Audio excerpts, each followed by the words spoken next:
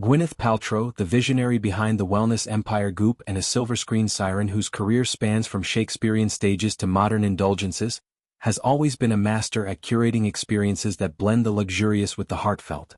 Yet, in a refreshingly candid revelation, she peels back the layers of her holiday rituals to expose the delightful contrasts within her own home.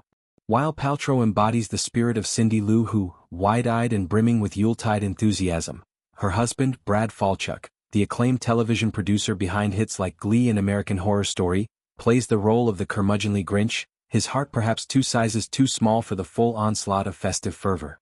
This dynamic, far from fracturing their harmony, adds a layer of endearing realism to their blended family life, turning the holiday season into a tapestry of compromise, creativity, and quiet affection.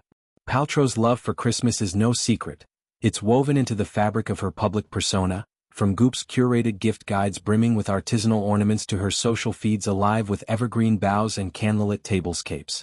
"I love Christmas," she declares with the unapologetic zeal of someone who has turned festivity into an art form. The decorations alone are a symphony of sensory delight: garlands draped with velvet ribbons, wreaths adorned with fresh berries, and trees strung with lights that mimic the twinkle of distant stars. She confesses a particular fondness for the timeless croon of Frank Sinatra's Christmas album, its velvety tones evoking mid-century glamour and wrapping the home in a nostalgic haze. For Paltrow, the holidays aren't merely observed. They are immersed in a full-body embrace of the season's magic that transforms her sprawling Los Angeles abode into a haven of warmth amid the winter's edge. Contrast this with Falchuk's demeanor, and the picture sharpens into one of playful opposition.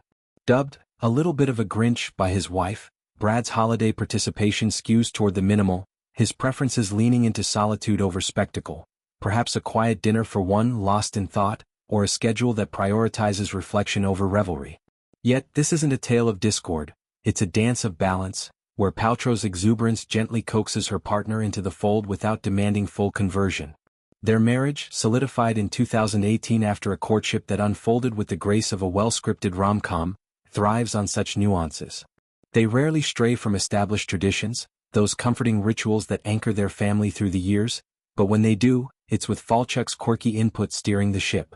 Take, for instance, the year they introduced fried chicken to the Christmas menu, a decision Paltrow found weird, but embraced with her trademark adaptability. Crispy, golden drumsticks mingling with roasted turkey and cranberry relish? It was an unorthodox fusion born from Brad's whimsy that injected a dose of levity into the proceedings. This year, however, they pivot back to the classics: prime rib carved tableside, Yorkshire puddings puffed to perfection, and sides that whisper of heirloom recipes passed down through generations. Navigating the holidays in a blended family adds yet another layer of intricacy, one that Paltrow approaches with the wisdom of experience. She shares 2 children with her ex-husband, the Coldplay frontman Chris Martin. Apple, now 21, a poised young woman stepping into her own spotlight, and Moses, 19, whose artistic inclinations echo his parents' creative legacies. The term consciously uncoupled, coined during their amicable 2014 split, has become shorthand for a philosophy of post-divorce harmony, and the holidays test and affirm this ethos annually.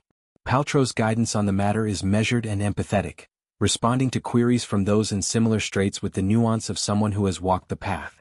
If the inclination is to do it together as a family in whatever permutation that family is currently in, I think it's a really nice thing to do, she muses.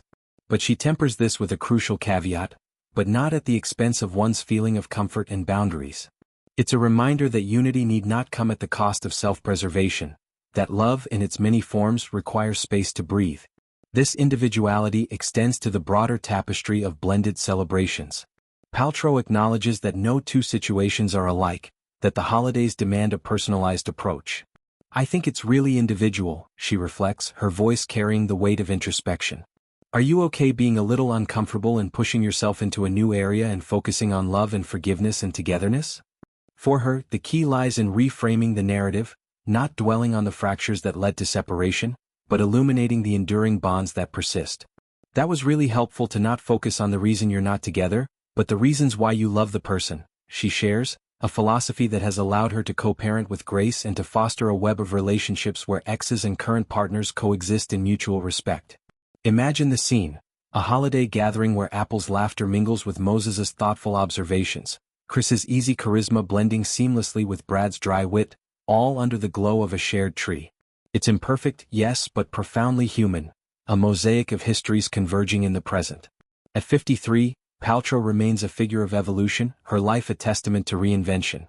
From her breakout role in Shakespeare in Love, where she embodied the wit and fire of Viola Delaware Lesseps, to her current ventures in Marty Supreme, she has continually redefined success on her terms. The holidays in this context serve as a microcosm of that ethos, a time to honor traditions while allowing room for spontaneity, to cherish the familiar while embracing the unexpected. Falchuk's Grinch-like tendencies, far from a hindrance, become a source of endearment, a reminder that love accommodates quirks rather than eradicating them. Their story challenges the glossy ideal of holiday perfection, offering instead a blueprint for authentic joy, one where fried chicken can claim a seat at the table, and where conscious uncoupling evolves into conscious coupling across new horizons.